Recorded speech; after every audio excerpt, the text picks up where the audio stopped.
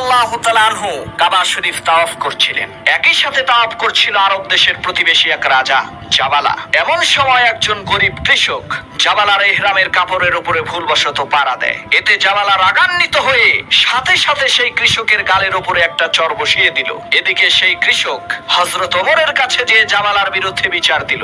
জাবালা ছিল হযরত ওমরের শক্তিশালী একজন মিত্র এবং খুব ভালো একজন বন্ধু। হযরত ওমর জাবালাকে কাছে ডেকে জিজ্ঞেস করলেন, তুমি কি সত্যিই তাকে চর মেরেছো?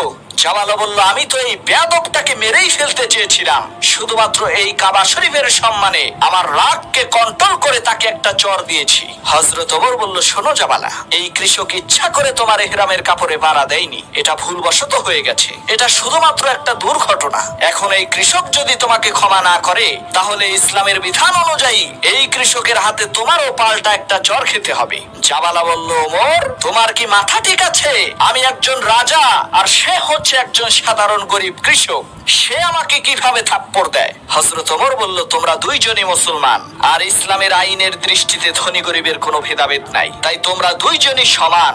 জাবালা বলল, যে ধর্মে রাজা এবং ফকিরকে একই দৃষ্টিতে দেখা হয়, আমি সেই ধর্মের আনুগত্য করতে পারি না। ওই গরিব চাষা যদি আমাকে থাপ্পড় দেয়, তাহলে আমি ইসলাম ধর্ম ত্যাগ করব। হযরত ওমর বললেন, আচ্ছা তাই নাকি বেটা?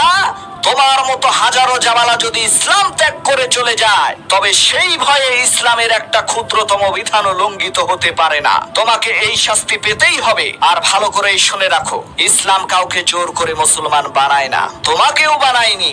ইসলাম ত্যাগ করে মুরতাদ হওয়ার শাস্তি হচ্ছে মৃত্যুদণ্ড। হযরত ওমরের কথা শুনে এদিকে জাবালা রাগ আর গুসায় ফেটে পড়ার উপক্রম হলো। হযরত ওমরের নির্দেশে সেই কৃষক তৎক্ষণাৎ জাবালার মুখে একটি চর দিয়ে প্রতিশোধ নিল।